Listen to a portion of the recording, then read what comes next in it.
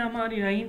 आज का हमारा जो टॉपिक है वो electric field as a potential gradient हमने पढ़ना है। इस टॉपिक को डिस्कस करने से पहले ये जो टर्म यहाँ पे फर्स्ट टाइम बच्चों ने देख रहे हैं, इस टर्म को हम पहले जो है वो डील कर लेते हैं। सबसे पहले ग्रेडियंट क्या होता है। ग्रेडियंट हमारे पास जो है वो चेंज ऑफ क्वांटिटी होता है विद रिस्पेक्ट टू डिस्टेंस। इसको एक्सप्लेन करने के लिए मैं यहाँ पे चंद एक जो है वो एग्जांपल दूंगा, फिर उसकी हेल्प से जो है वो आपको मज़ीद इसकी समझ आ जाएगी। लेट अस कंसीडर, ये हमारे पास एक पॉइंट है, ये दूसरा पॉइंट है। इन दोनों पॉइंट्स के दरमियान अभी टाइम जब t इज़ इक्वल टू वो ज़ीरो है तो उस वक़्त हम कंसीडर करते हैं कि बॉडी जो है वो इस पॉइंट पे है। इसके बाद टाइम स्टार्ट होता है, बॉडी यहाँ से मूव करके इस पॉइंट पे पहुँचती है। डिस्टेंस यहाँ पे कुछ ना कुछ इसने टाइम t के बाद ये बॉडी जो है वो यहाँ से यहाँ तक पहुँची। पहले इस पॉइंट के ऊपर इसका जब टाइम t ज़ीरो था तो तब डिस्टेंस भी यहाँ पे क्या था, ज़ीरो। लेकिन जैसे जैसे ये टाइम ज़ीरो से बढ़ता हुआ, इसकी वैल्यू में इजाफा हुआ, देन यहाँ पे इसका डिस्प्लेसमेंट भी जो है वो बढ़ के उसकी वैल्यू में भी इजाफा हुआ। तो अगर हम यहाँ पे डिस्प्लेसमेंट को विद रिस्पेक्ट टू टाइम के साथ लेते हैं, ये हमारे पास डिस्प्लेसमेंट है ऊपर, इसकी हम यहाँ पे रेशो लेते हैं टाइम के साथ, तो हमारे पास यहाँ पे स्पीड या वेलोसिटी आती है। तो इसको हम किस तरह से पढ़ते हैं, rate of change of displacement with respect to time is called velocity या स्पीड इसको कहते हैं। तो मतलब ये हमारे पास जब कभी हमारे पास कोई क्वांटिटी चेंज हो रही हो विद रिस्पेक्ट टू टाइम, तो तब हम उसके लिए वर्ड यूज़ करते हैं रेट ऑफ चेंज का। यहाँ पे डिस्प्लेसमेंट चेंज हो रहा है, ज़ीरो से बढ़ के टी पे पहुँच जाता है, किसके क्रॉसपोंडिंग हो रहा है, यहाँ पे हमने टाइम एक फैक्टर लिया हुआ है। तो ऐसा हमारे पास चेंज जिसमें जो हमारे पास चेंज हो, डिस्प्लेसमेंट है या वेलोसिटी है, एक्सेलरेशन है या अदर कोई भी क्वांटिटी है, टाइम के क्रॉसपोंडिंग चेंज हो, तो ऐसे बटे को या ऐसे रेशो को हम यहाँ पे कहते हैं रेट ऑफ चेंज ऑफ। तो यहाँ पे क्या है, rate of change of displacement with respect to time is called velocity. ये वेलोसिटी की डेफिनेशन है। तो जब कभी हमारे पास कोई क्वांटिटी चेंज हो विद रिस्पेक्ट टू टाइम, तो हम उसके लिए वर्ड यूज़ करते हैं रेट ऑफ चेंज का। इस तरह से एक और मैं एग्जांपल यहाँ पे देता हूँ। ये हमारे पास अर्थ है, अर्थ के इस पॉइंट के ऊपर अगर हम बात करें तो पोटेंशियल एनर्जी इसकी ज़ीरो, यहाँ से बॉडी मूव करके इस पॉइंट पे पहुँच जाती है। यहाँ से लेकर यहाँ तक इसकी हाइट जो है, यहाँ से लेकर यहाँ तक इसकी हाइट अगर हम यहाँ पे देखें, इसकी हाइट यहाँ पे h है, तो इस पॉइंट के ऊपर इसकी पोटेंशियल एनर्जी की हम बात करें तो इसकी पोटेंशियल एनर्जी जो है हमारे पास आएगी mg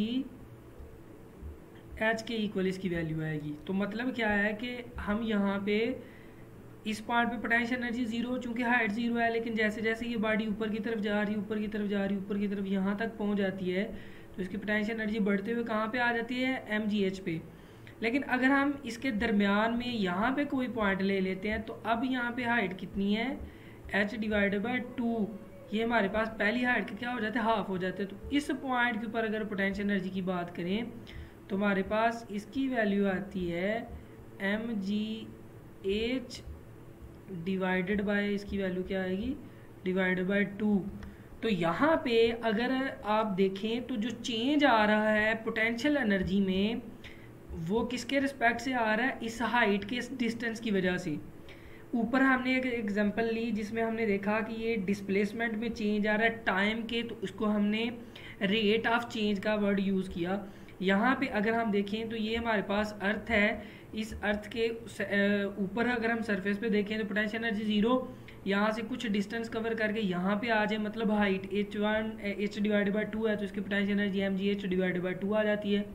लेकिन मज़ीद यहाँ से हम यहाँ पे पहुँच जाते, अब इसकी हाइट h है तो इसकी पोटेंशियल एनर्जी mgh आ गई।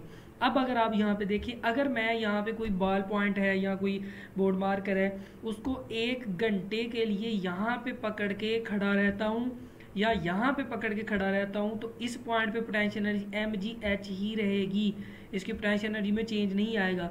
इस पॉइंट पे बात करें, चाहे यहाँ पे पूरा दिन एक आप उस बोर्ड मार्कर को पकड़ के खड़े रहें, इसकी पोटेंशियल एनर्जी में चेंज नहीं आएगा। यहाँ पे पोटेंशियल एनर्जी में चेंज किस वजह से आ रहा है, ये विद रिस्पेक्ट टू डिस्टेंस। जब कभी किसी क्वांटिटी में चेंज आए टाइम के क्रॉसपोंडिंग, इसको हम बोलते हैं रेट ऑफ चेंज ऑफ।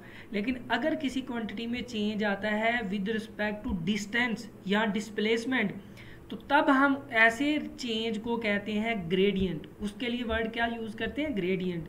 तो जब टाइम की वजह से टाइम के क्रॉसपोंडिंग को चीज़ चेंज हो तो उसको रेट ऑफ चेंज का वर्ड यूज़ करते हैं। लेकिन अगर को quantity with respect to distance या हाइट या किसी भी कोई डिस्प्लेसमेंट फैक्टर की वजह से उसकी वैल्यू चेंज होती है, तो तब हम रेट ऑफ चेंज की जगह पे वर्ड जो यूज़ करते हैं वो ग्रेडियंट का यूज़ करते हैं। आज हमने यहाँ पे ग्रेडियंट पढ़ना है, electric field as a potential gradient. तो आज हमने जो ग्रेडियंट पढ़ना है वो पोटेंशियल का पढ़ना है।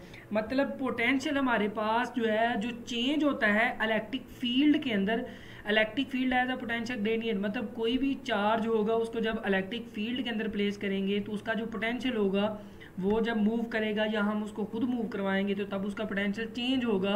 तो उस वक्त वो पोटेंशियल चेंज किसकी वजह से होगा, टाइम की वजह से नहीं होगा बल्कि डिस्प्लेसमेंट की वजह से होगा। इस वजह से इसको हम जो है वो पोटेंशियल ग्रेडियंट का नाम देते हैं। उम्मीद है आपको समझ आ गई होगी। अब हम अपने टॉपिक की तरफ आते हैं। ये हमारे पास दो प्लेट्स हैं, एक पॉजिटिव प्लेट है, एक नेगेटिव प्लेट है। इनके दरमियान इलेक्ट्रिक फील्ड है। इलेक्ट्रिक फील्ड ऑफ लाइन जो है स्टार्ट होती है पॉजिटिव से और एंड होती है नेगेटिव प्लेट पे। अगर हम यहाँ पे कोई टेस्ट चार्ज रखते हैं Q0, अगर हम यहाँ पे प्लेस करते हैं, हमें पता है टेस्ट चार्ज के ऊपर पॉजिटिव चार्ज होता है। हमने खुद से एक इमेजिन किया हुआ है, लेट किया हुआ है। जब ये टेस्ट चार्ज पॉजिटिव चार्ज है तो ये भी पॉजिटिव प्लेट है, तो ये इसको रिपेल करेगी, तो ये पॉजिटिव प्लेट से नेगेटिव प्लेट की तरफ खुद ब खुद मूव करेगा। तो हम कह सकते हैं कि ये जो टेस्ट चार्ज है along the electric field of line move कर रहा है और इसके ऊपर जो फोर्स लग रही है वो FFE इसके ऊपर फोर्स लग रही है। इस वजह से ये ऊपर से नीचे मूव करके आ जाता है। अब अगर हम यहाँ पे देखें, लेट अस कंसीडर अभी चार्ज वक्त के किसी लम्हे चार्ज यहाँ पे था, जब यहाँ पे फोर्स लगी तो यहाँ से मूव करके जो है वो यहाँ पे आया। तो इसकी पोटेंशियल एनर्जी में अगर हम देखें तो इस पॉइंट के हायर पोटेंशियल वाली जो प्लेट होती है इसके ऊपर पोटेंशियल, यहाँ पे इसका पोटेंशियल ज़्यादा है। लेकिन जैसे जैसे ये ऊपर से नीचे मूव कर रहा है, ऊपर से नीचे मूव कर रहा है, यहाँ तक पहुँचता है तो इसका पोटेंशियल क्या हो जाता है, ये इसका पोटेंशियल कम होना शुरू हो जाता है। अब अगर हम क्या करें, इसको इस पॉइंट से उठा के यहाँ पे इस तरह से इसके ऊपर की ऊपर वाली डायरेक्शन में लेके जाते हैं, यहाँ से इसको खुद लेके जाते हैं। ये कैसे लेके जाएंगे, जब हम इसके ऊपर क्या करेंगे, वर्क करेंगे।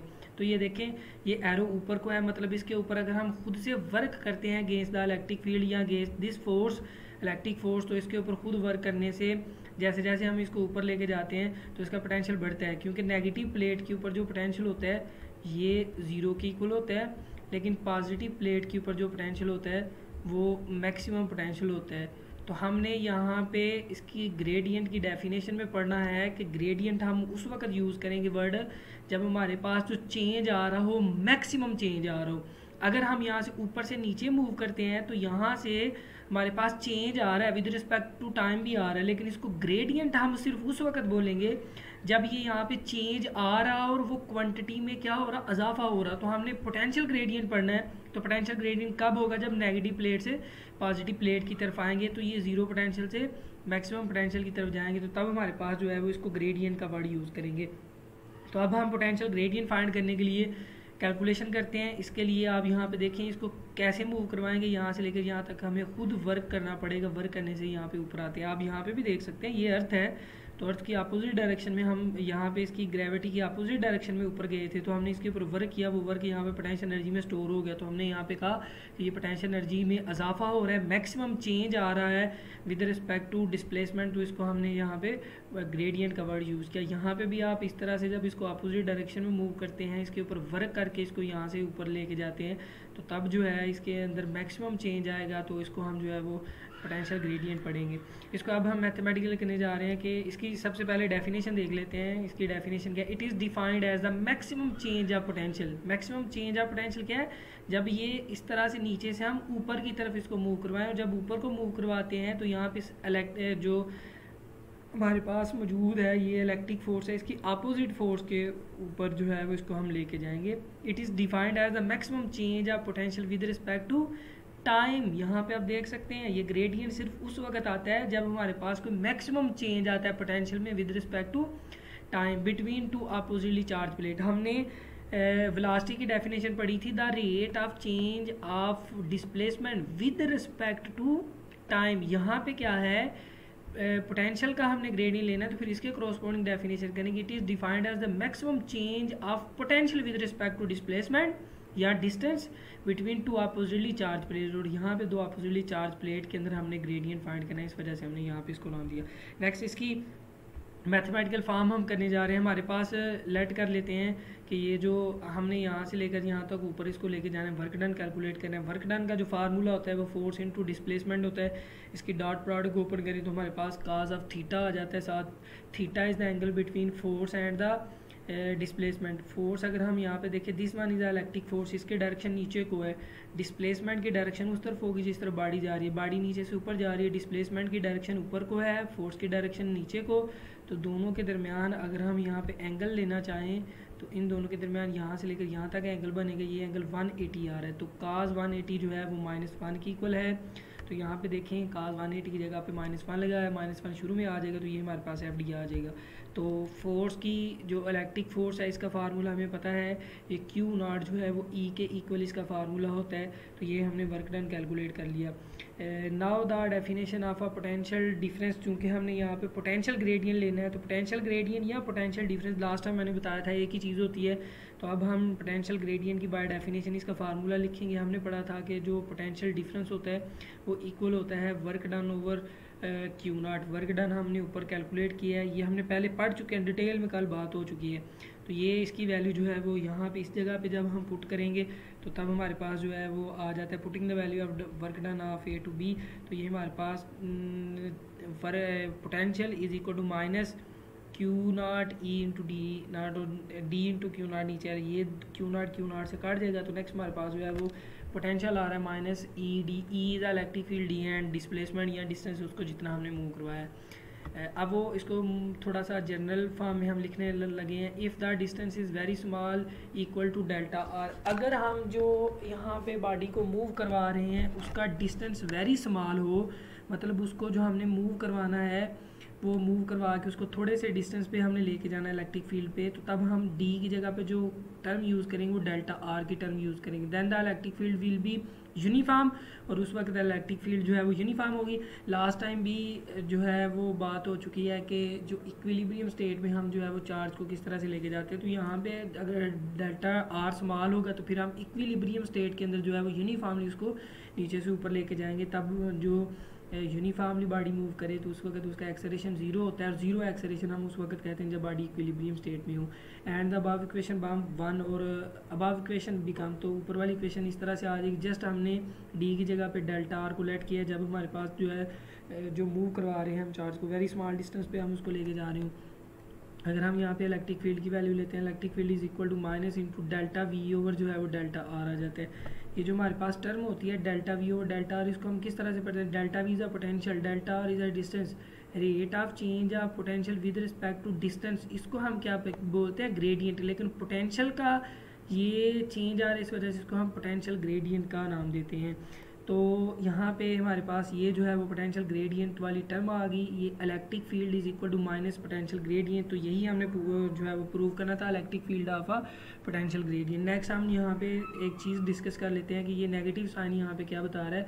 The negative sign indicate the direction of a E is along the decreasing potential.